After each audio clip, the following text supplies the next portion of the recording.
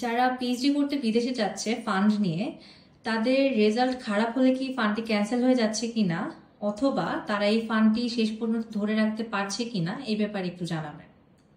খুব গুরুত্বপূর্ণ একটা কোশ্চেন। এই বিষয়ে আসলে কেউ কখনো কিছু বলে না। সবাই দেখবেন বলবে যে আমি পিএইচডির ফান্ড পেয়েছি, আমি ইউএসএ তে, অস্ট্রেলিয়া বা কানাডা, নিউজিল্যান্ড বা ইউরোপের কোনো কান্ট্রিতে আমি ফান্ড নিয়ে পড়তে যাচ্ছি। কিন্তু দুঃখজনক হলেও সত্য, যখন আপনি ফান্ড পাবেন তখন আপনার অনেক ভালো লাগবে যে আপনি পিএইচডি করার জন্য ফুল ফান্ড পেয়েছেন, আপনি স্টাইপেন্ডও পাচ্ছেন প্রফেসরের কাছ থেকে, আপনার থাকা খাওয়া সহ সকল খরচ স্কলারশিপের মাধ্যমে হয়ে যাচ্ছে এবং আরো আপনি কিছু টাকা সেভ করতে পারতেছেন। এটা খুব ভালো জিনিস। আপনি দেশের বাইরে গেলেন পড়তে, কিন্তু বিষয় হলো বাংলাদেশ থেকে যারা যায় তাদের কিন্তু রিসার্চ নলেজ ম্যাক্সিমামই থাকে না। রিসার্চ নলেজ না থাকার কারণে কিভাবে চান্স পায়? ওই যে দেখা যায় যে তার রিসার্চ ইন্টারেস্টের সাথে প্রফেসরের রিসার্চ ইন্টারেস্টটা মিলে যায় অনেক সময়। তখন প্রফেসর বলে যে ঠিক আছে, আপনি আসেন আমার সাথে কাজ করতে পারবেন, আমি আপনাকে ফান্ড দিব। কিন্তু দুঃখজনক, যখন আপনি ফান্ডটা নিয়ে গেলেন, প্রফেসরের ল্যাবে গেলেন, আপনি ডে টু ডে কাজ করতে থাকলেন, আপনার একটু একটু করে প্রেশার শুরু হলো। তারপর প্রথম সেমিস্টারে আপনি হয়তো বা ফান্ড দেশের বাইরে গেছেন প্রথম, তো ঘুরতে ফিরতে আপনার অনেক সময় চলে গেছে, পড়াশোনায় মনোযোগ দিতে পারেন নাই। এন্ড অফ দ্য ডে দেখা যাবে যে প্রথম সেমিস্টারে আপনার রেজাল্টটা ফল করবে, বা প্রফেসরের সাথে যখন আপনি ল্যাবে কাজ করবেন আপনি তার সাথে কাজের খাপ খাওয়াইতে পারবেন না, কারণ বাংলাদেশে তো আপনি পড়াশোনা করছেন ম্যাক্সিমাম কোর্স বেস, রিসার্চ সম্পর্কে কোনো নলেজ নাই। তো যার ফলে আপনি ওই ট্রেন্ডটা ধরতে পারবেন না, প্রফেসর যেভাবে কাজ করতে বলবে আপনি করতে পারবেন না। এটা অ্যাভেলেবল দেখতে পাচ্ছি আমরা। তো যার ফলে আপনাকে ওই রেজাল্টটা নিয়ে আসার জন্য একটু প্রেশার ফিল করতে হবে। তো রেজাল্ট যদি ভালো না হয়, ভালো ফিডব্যাক যদি আপনি প্রফেসরকে না দিতে পারেন, এন্ড অফ দ্য ডে আপনার ফান্ডটা ক্যান্সেল হয়ে যেতে পারে। এবং সত্য বলতে এরকম ভুরি ভুরি এক্সাম্পল আছে যে ফান্ড ক্যান্সেল হয়ে গেছে, আবার দেশে ব্যাক করতে হয়েছে। সো আপনি একটা স্বপ্ন নিয়ে যাবেন, আপনার ফ্যামিলি সহ যাচ্ছেন অনেকেই। তো সে দেশে যাওয়ার পরে আপনি একটা লাইফ শুরু করবেন, সেটেল করবেন আপনার ফিউচার। সো যদি ফান্ডটি ক্যান্সেল হয়ে যায়, এই বিশাল পিএইচডির খরচ কিন্তু চালানো সম্ভব নয়। সো আপনাকে দেশে ব্যাক করতে হবে, তারপরে যদি আবার যেতে চান সেটা অন্য কোনো ওয়েতে আপনাকে যেতে হবে। সো আমরা যেটা বলবো, যাওয়ার আগে নিজেকে ওই ধরনের একটা প্রিপারেশন নিয়ে যেতে হবে যে আপনি রিসার্চ করতে নিজে পারেন, বা রিসার্চে একটু নলেজ আপনাকে গেদার করে যেতে হবে। কারণ পিএইচডিতে যে ধরনের পড়াশোনা, এই ধরনের পড়াশোনা কিন্তু স্টুডেন্ট যারা ইন্টারন্যাশনাল স্টুডেন্ট তারা মাস্টার্স লেভেলে করে ফেলে। রিসার্চ বেস মাস্টার্সে এই পিএইচডির পড়াশোনা ম্যাক্সিমামই ওখানে তাকে হাতে কলমে শেখানো হয়। কিন্তু যারা বাংলাদেশ থেকে ডিরেক্টলি পিএইচডিতে যাচ্ছে তাদের কিন্তু এই নলেজটা নাই। তারা মাস্টার্সে গেলেও খাপ খাওয়াতে পারে না রিসার্চ বেস মাস্টার্সে। সেখানে পিএইচডির কথা যদি আপনি ভাবেন, সেটা তো অনেক হায়ার লেভেলে রিসার্চ ওয়ার্ক করতে হবে, অনেক টুলস জানতে হবে, আপনার রিসার্চের বিভিন্ন নলেজ আপনার থাকতে হবে, প্রফেসরের সাথে কাজ করতে হবে, ডেটা অ্যানালিসিসের এক্সপিরিয়েন্স থাকতে হবে।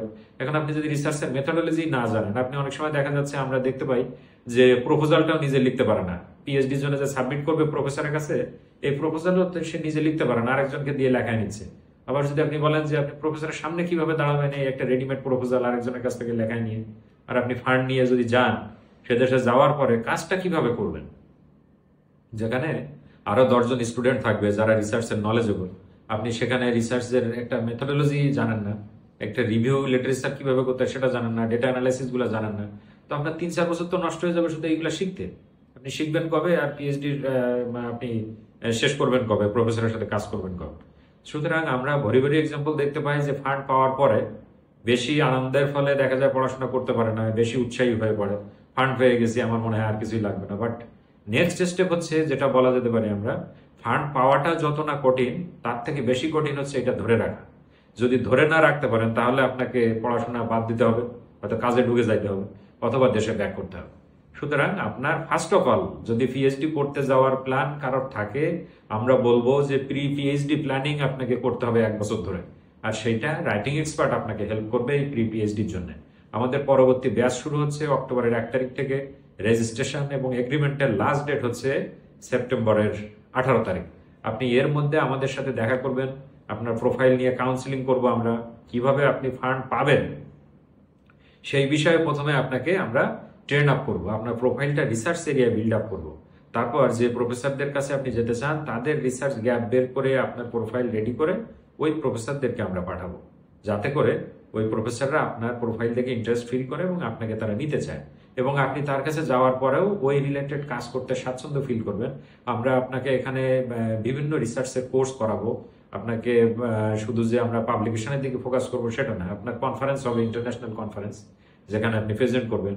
আপনার ফেলোশিপের ব্যবস্থা করবো, শর্ট ফেলোশিপ 9 মাস, 3 মাস বা 6 মাসের ফেলোশিপগুলো। আপনাকে রিসার্চের কোর্স করানো হবে, যেগুলো প্রফেসররা কন্ডাক্ট করবে কোর্সগুলো। তারপর আপনি হায়ার লেভেল রিসার্চ থেকে মিড লেভেল রিসার্চ, সব ধরনের রিসার্চ তো আমাদের এখানে করতে পারবেন আপনি যেগুলো ইন্টারেস্ট ফিল করেন। আমাদের রিসার্চ অ্যাসোসিয়েটরা আপনাকে লম্বা 1 বছরের জার্নিতে বিভিন্ন বিষয়ে আপনাকে নার্সিং করবে, শিখাবে। তারপরে যখন আপনার মনে হবে যে না আপনি প্রোফাইলটা বিল্ড আপ করে ফেলছেন, তখন কিন্তু প্রফেসরদের কাছে ইন্টারভিউ দিতেও আপনার সুবিধা হবে, প্রফেসরকে ইন্টারভিউতে কনভিন্স করতে পারবেন, সেক্ষেত্রে ফান্ড পাওয়াটা ইজি হবে। আরেকটা বিষয় ইজি হবে যে প্রফেসরের কাছে যখন আপনি ফান্ড পেয়ে ওই দেশে চলে গেলেন পিএইচডি করতে স্টুডেন্ট হিসাবে, তখন কিন্তু আপনার পড়াশোনা করতেও সহজ হবে, কারণ আমরা আপনার বেসিকটা ডেভেলপ করে দিব।